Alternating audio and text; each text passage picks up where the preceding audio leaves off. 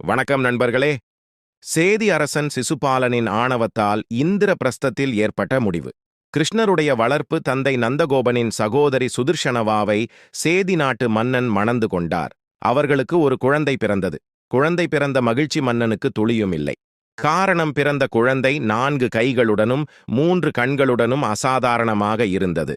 மன்னனும் அவனுடைய மனைவியும் கலங்கி போகிறார்கள். இப்படி ஒரு குழந்தையை வைத்துக் கொள்வதை விட கொன்றுவிடுவதே மேல் என்ற முடிவுக்கு வருகின்றனர். சேதி அரசனும் அவருடைய மனைவியும். அப்போது வானத்தில் ஒரு அசரீரி கேட்கிறது. மன்னனே, மனம் கலங்க வேண்டாம்.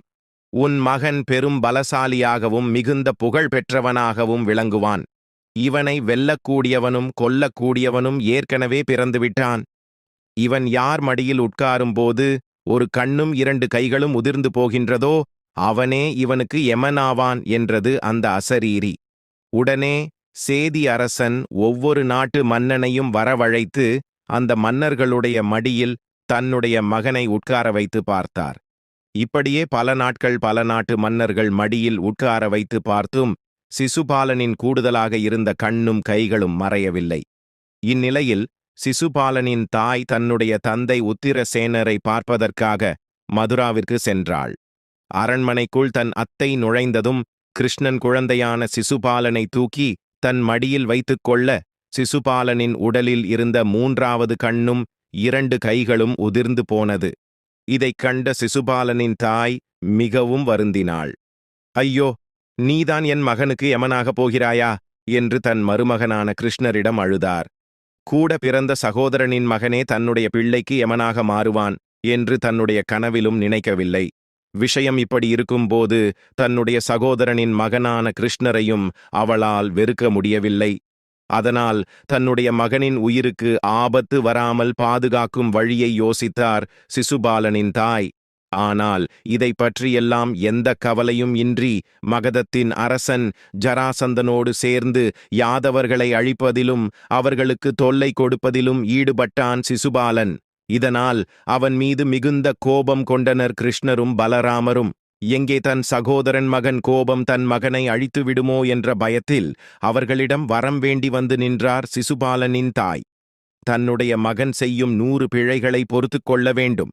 அதன் பிறகும் அவன் தவறு செய்யும் பட்சத்தில் நீ அவனை தண்டிக்கலாம் என்ற வரத்தை கிருஷ்ணரிடம் இருந்து கேட்கிறார் சிசுபாலனின் தாய். யாருமே தன்னுடைய வாழ்நாளில் 100 தவறுகள் செய்ய முடியாது என்று நினைத்தார் அந்த பேதை பெண். அதனால் தன்னுடைய மகனின் உயிருக்கு அவ்வளவு சீக்கிரத்தில் ஆபத்து நெருங்காது என்ற முடிவுக்கு வருகிறார். தன்னுடைய அத்தையின் விருப்பப்படியே கிருஷ்ணரும் சிசுபாலன் செய்யும் 100 தவறுகளை மன்னிப்பதாக வரமளிக்கிறார். தன்னுடைய உயிருக்கு கிருஷ்ணனால் தான் ஆபத்து என்பதை தெரிந்து கொண்ட சிசுபாலன் ஆரம்பத்திலிருந்து கிருஷ்ணர் மேல் கோபமும் ஆத்திரமும் கொண்டான். கிருஷ்ணரை அடியோடு வெறுக்க ஆரம்பித்தான். அவரை பார்க்கும் போதெல்லாம் திட்டிய வண்ணமே இருந்தான் சிசுபாலன். ஆனால் கிருஷ்ணரோ தன்னுடைய அத்தையின் மகன் என்பதற்காக பொறுமை காத்தார். அவனுக்கு மன்னிப்பு வழங்கிக் கொண்டே இருந்தார்.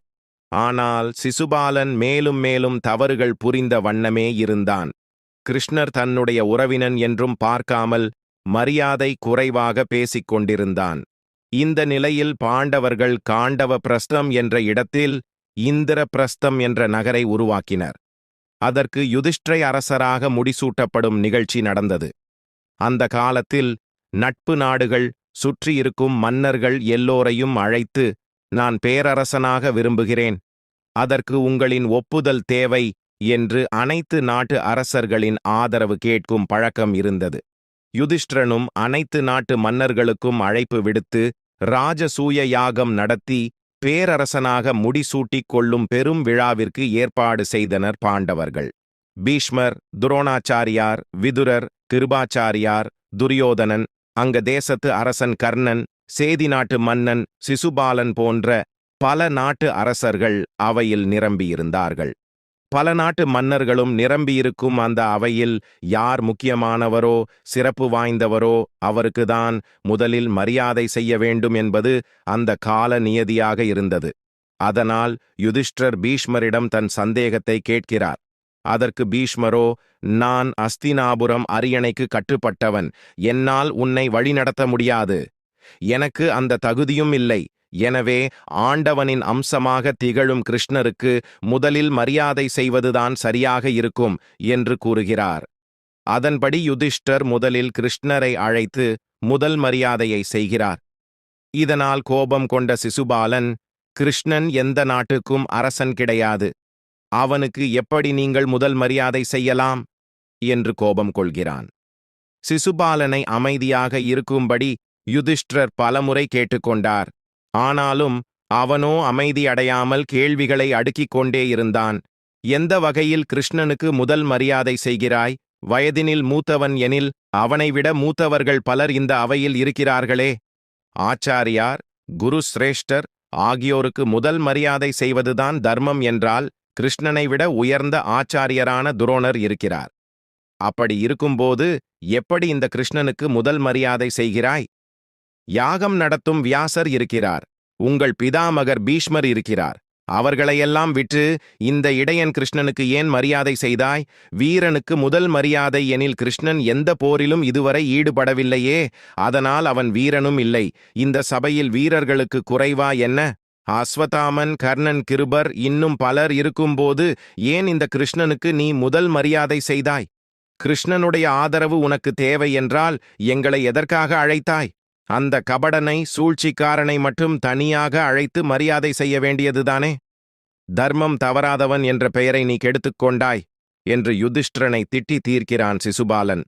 பிறகு கிருஷ்ணர் பக்கம் திரும்பி, உன் தயவு பாண்டவர்களுக்கு தேவை எனக் கருதி அவர்கள் உனக்கு முதல் மரியாதை செய்தால் உனக்கு எங்கே புத்தி போகிறது? நீ பெற்ற இந்த மரியாதை யாகத்தில் இருந்து சிந்தும் நெய்யை நாய் நக்கியது போல் இருக்கிறது. உனக்கு மரியாதை செய்யச் சொன்ன பீஷ்மர், அதைச் செய்த தர்மன் பெற்றுக்கொண்ட நீ மூவரும் அயோக்கியர்கள் என்று அவையோருக்கு தெரிந்துவிட்டது என்று கத்திக் கொண்டிருந்தான் சிசுபாலன். அப்போது யுதிஷ்டிரர் அவனை சமாதானப்படுத்தி, பல நாட்டு மன்னர்கள் ஏற்ற முடிவை நீங்கள் மட்டும் ஏற்க மறுப்பது ஏன் என்று கேட்கிறார். தன் இடம் விட்டு எழுந்த பீஷ்மர், சிசுபாலா, இந்த அவையில் இருக்கும் அரசர்களில் கிருஷ்ணரால் ஜெயிக்கப்படாதவர்கள் எவரும் இல்லை. பயத்தினாலோ ஆதரவு வேண்டியோ கிருஷ்ணருக்கு முதல் மரியாதை செய்யவில்லை. வானம், பூமி, நீர், காற்று, ஆகாயம் அனைத்துமே கிருஷ்ணனை ஆதாரமாக கொண்டிருக்கிறது. தர்மத்தின் வடிவமாய் மானிட பிறவி எடுத்து வந்திருக்கும் கிருஷ்ணருக்கு முதல் மரியாதை செய்வதுதான் சரி. இதை தவறு என்று கருதினால் உம்முடைய முடிவு என்னவோ, என்ன செய்ய வேண்டுமோ அதை செய்து கொள்ளலாம் என்று முடிக்கிறார் பீஷ்மர். அதற்கு சிசுபாலன் பீஷ்மரை பார்த்து, கிழவனாக இருந்தும் நீ குலத்தை கெடுப்பதில் முதல்வனாக இருக்கிறாய். உன்னை தலைவனாக பெற்ற காவுரவர்கள் கண்ணிருந்தும் குருடர்களாக கிடக்கிறார்கள். நீ ஒரு வேசி மகன். வருவோர் போவோர் அனைவரும் நீராடும் பொதுமகள் கங்கையின் மகன்தானே நீ என்று பீஷ்மரை இழிவாக பேசினான். அது மட்டுமின்றி பீஷ்மரை பார்த்து, நீ ஒரு ஆண்மையற்றவன்தானே என்று கேட்டான். அதுவரை சிசுபாலனோடு நட்பு பாராட்டிக் கொண்டிருந்த துரியோதனன் இதைக் கேட்டு கடும் கோபமடைந்தான். நாவை அடக்கு சிசுபாலா, உன்னுடைய எதிரி கிருஷ்ணன் என்றால் அவனை பழித்து பேசு. எங்கள் பிதாமகரை அவமதிக்கும் உரிமை உனக்கில்லை. மாதவன் உனது 100 குற்றங்களை மன்னிப்பேன் என கூறியிருக்கிறார். ஆனால் நீ இப்போது பிதாமரை அவமதிக்கும் தவறை செய்தால் நான் ஒரு பிழையை கூட பொறுக்க மாட்டேன். என் கதையால் உன் உயிரை பறிப்பேன். இனி ஒரு வார்த்தை தவறாக பேசினால் உன் பிராணன் பறிபோகும் என்பதை நினைவில் கொள் என்று மிரட்டினான். இதை கேட்ட சிசுபாலன், நீ வாயை மூடு துரியோதனா என்று சொல்லிவிட்டு பிறகு, கோழையே, என்னுடன் துவந்த யுத்தம் புரியவா என்று கிருஷ்ணரை அரை கூவல் விடுத்து அழைக்கிறான். அமைதியாக இருந்த கிருஷ்ணரை பார்த்து, ஒரு திருமணமான பெண்ணை சகி என்று அழைக்கிறாயே, சகி என்று அழைத்து அவளோடு நீ சுகித்திருப்பாயோ என்று கேட்க கிருஷ்ணரின் கண்கள் கனல் வீசத் தொடங்குகிறது. கிருஷ்ணரோ அவன் பிழைகள் 100 தொட்டுவிட்டதை உணர்ந்தார். மேலும் ஒரு பெண்ணை தவறாக பேசும் அவன் மேல் கடும் கோபம் கொண்டார். தன்னுடைய சுதர்சன சக்கரத்தால் அவனுடைய தலையை கொய்தார். தலை துண்டாகி உடல் துடிதுடித்து அந்த அரசவையில் அடியற்ற மரமாய் விழுந்தான் சிசுபாலன். சிசுபாலன் கிருஷ்ணனுடைய ஒரு சக்தி என்பதால் அவன் இறப்புக்கு பிறகு அவனுடைய ஒளி கிருஷ்ணரிடமே வந்து சேர்ந்தது. அதன் பிறகு ராஜசூய யாகம் இனிதே நடைபெற்றது. ஒருவரது ஆணவமானது அவர் மனக்கணக்குகளையும் எதிர்காலத்தையும் சூனியமாக்குகிறது. ஆணவம் தவிர்த்து இறைவனின் பாதம் சரணடைவோம். கதையை படித்த கேட்ட அனைவருக்கும் நன்றி. கதை பிடித்திருந்தால் நமது சேனலை லைக் செய்து சப்ஸ்கிரைப் செய்து கொள்ளுங்கள். நன்றி, வணக்கம்.